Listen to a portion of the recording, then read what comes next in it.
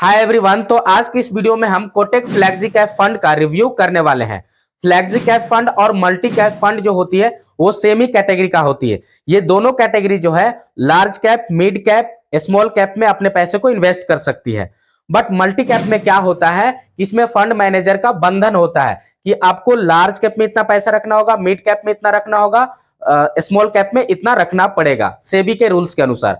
लेकिन flexi cap fund में ऐसा नहीं होता है। इसमें फंड मैनेजर का थोड़ा छूट होता है कि लार्ज कैप में जितना मन उतना आप इन्वेस्ट कर सकते हैं, मिड कैप में भी इन्वेस्ट कर सकते हैं, स्मॉल कैप में भी इन्वेस्ट कर सकते हैं। इसमें छूट होता है कि अगर मान के चलिए लार्ज कैप का कैटेगरी जितने भी कंपनियां वो डाउन जा रही है तो वहां से पैसे को निकाल करके मिड कैप, लार्ज कैप में लगा सकती है। यहां पर वोलेटाइल आपको कम देखने को मिलता है फ्लेक्सी कैप फंड में। तो आइए हम बात करते हैं कोटक फ्लेक्सी कैप फंड का। पिछले पास्ट ईयर का रिटर्न इसका कैसा रहा वो देखने वाले हैं। तो चलिए शुरू करते हैं। तो हमने यहां पर लिया है Kotak flexi cap fund direct plan growth को। इसका 1 ईयर का CAGR रिटर्न देखें तो 5.29% का है, जो कि काफी अच्छा ही है। अगर 3 ईयर का CAGR रिटर्न देखें तो 2 यानी कि 24.89% का है। ये जो है 3 ईयर में इसने बेंचमार्क को अच्छा तरह से बीट किया है। अगर 5 साल का देखें इसका CAGR रिटर्न, तो बीच में क्या हुआ था ना कि कोविड-19 के वजह से सभी फंड पर प्रभाव पड़ा था, जिसके चलते इसका 5 साल का रिटर्न देखिएगा तो 11.28% का आपको दिख रहा है, जो कि एक अच्छा खासा रिटर्न है, डबल डिजिट में है। लेकिन बेंचमार्क को यहां पर इसने बीट नहीं कर पाया है। जब से ये काम कर रहा है, ये 2009 से काम कर रहा है, तो उस समय से इसने 15.52% का इसने CAGR रिटर्न बनाकर दिया है। अगर इसका हम एनएवी एनालिसिस करें, नेट एसेट वैल्यू, तो 2013 में इसका 13 रुपया 49 पैसा था। बढ़ते बढ़ते देखिए यहां तक आप समझ सकते हैं 2023 तक 59 रुपया 67 पैसा आ गया है इसका एनएवी। रेटिंग इसका 3 स्टार का मिला हुआ है। मिनिमम SIP यानी कि सिस्टमेटिक इन्वेस्टमेंट प्लान के तहत, यानी कि मंथली SIP आप 500 रुपया से स्टार्टिंग कर सकते हैं। आप मंथली बाय मंथली इसमें 500 रुपया से स्टार्टिंग कर सकते हैं इन्वेस्टमेंट इस फंड में। फंड साइज है 35,775 करोड़, जो कि इस कैटेगरी में, फ्लेक्सी कैप फंड के कैटेगरी में सबसे ज्यादा AUM बन जाता है इसका। समझ सकते हैं, एसेट अंडर मैनेजमेंट देखा जाए फंड साइज, तो ये सबसे ज्यादा ह्यूज फंड साइज बनाती है। इसमें बहुत ज्यादा पैसा लगा हुआ है। अगर इसका होल्डिंग का बात करें तो होल्डिंग इसका 48 कंपनी के पास है। और टॉप 10 होल्डिंग देखें तो हम ICICI बैंक लिमिटेड में 9.63% का इसने होल्डिंग बनाकर रखा। इन्फोसिस लिमिटेड में इसने 5.54% में।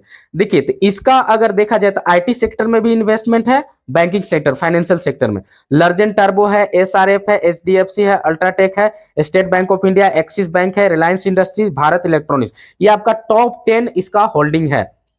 बाकी इसका होल्डिंग एनालिसिस को देखें तो इसने इक्विटी में सबसे ज्यादा, क्योंकि इक्विटी कैटेगरी का फंड है, तो इक्विटी में इसने सबसे ज्यादा पैसे को लगा कर रखा हुआ है। और अगर हम देखें तो फाइनेंशियल में इसने 29.9 यानी कि लगभग 30% से भी ज्यादा इसने पैसा लगा कर रखा हुआ है फाइनेंशियल सेक्टर में।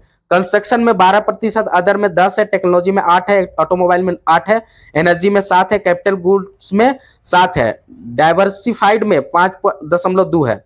तो इस तरह से इसका इक्विटी सेक्टर एलोकेशन लगाकर रखा हुआ है। इसका हम बात कर लेते हैं एक्सपेंस रेशियो का। एक्सपेंस रेशियो है 0.68% का, यानी कि अगर आप इसमें 1000 का इन्वेस्टमेंट करते हैं तो आपको 6 रुपया 80 पैसा मैनेज करने का खर्च लगेगा।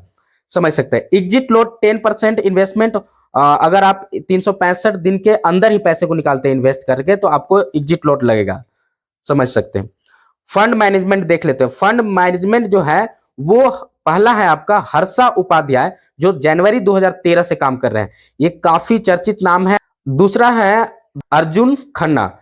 इसका हम अब रिटर्न कैलकुलेटर देखते हैं कि इसमें अगर हम 1 साल पहले से मंथली 5,000 SIP किए होते तो कितना हमें रिटर्न मिलता।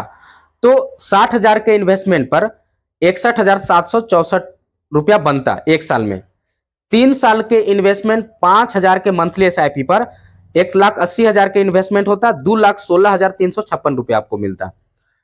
5 साल में अगर 5,000 के SIP करवाए होते पिछले 5 साल पहले तो आपको 37.48% के साथ 3 लाख का इन्वेस्टमेंट होता, जिसमें 4,12,450 रुपया आपको मिलता। तो इस तरह से ये जो फंड है इसने रिटर्न बना करके दिया है और काफी अच्छा रिटर्न इसने बनाकर दिया है। बात किया जाए इसमें इन्वेस्टमेंट का, तो मैं आपको बताता हूं इसमें इन्वेस्टमेंट करना चाहिए या फिर नहीं करना चाहिए। अगर आप बिगनर्स है तो ऐसे ही फंड में इन्वेस्ट करें, जैसे कि फ्लैक्सी कैप फंड हो गया, इंडेक्स फंड हो गया, ईएलएसएस हो गया, इस फंड के साथ आप जा सकते हैं। लेकिन स्मॉल कैप ये सब जो है ना, ये छोटी छोटी कंपनियों में पैसे को लगाती है, तो इसमें जाना थोड़ा रिस्की हो जाता है। तो अपना रिस्क क्राइटेरिया देखे उसके बाद किसी भी म्यूचुअल फंड में इन्वेस्ट करें। इसके साथ आप बेहिचक जा सकते हैं, कोई दिक्कत नहीं है। और हाँ, आपके पास अगर कोई डीमेट अकाउंट नहीं है तो इंडिया में 10 करोड़ से भी ज्यादा डीमेट अकाउंट खुल चुका है। तो आप 10 करोड़ इंडियन के जैसा चाहते हैं कि अपना डीमेट अकाउंट खुलवा ले, तो डिस्क्रिप्शन में जीरोधा और ग्रो ऐप का लिंक दिया हुआ है, उसके थ्रू आप अपना डीमेट अकाउंट खुलवा सकते हैं। तो आज की वीडियो में इतना ही, फिर मिलते हैं आपसे किसी नेक्स्ट वीडियो में किसी नेक्स्ट टॉपिक के साथ। तब तक के लिए जय हिंद, जय भारत।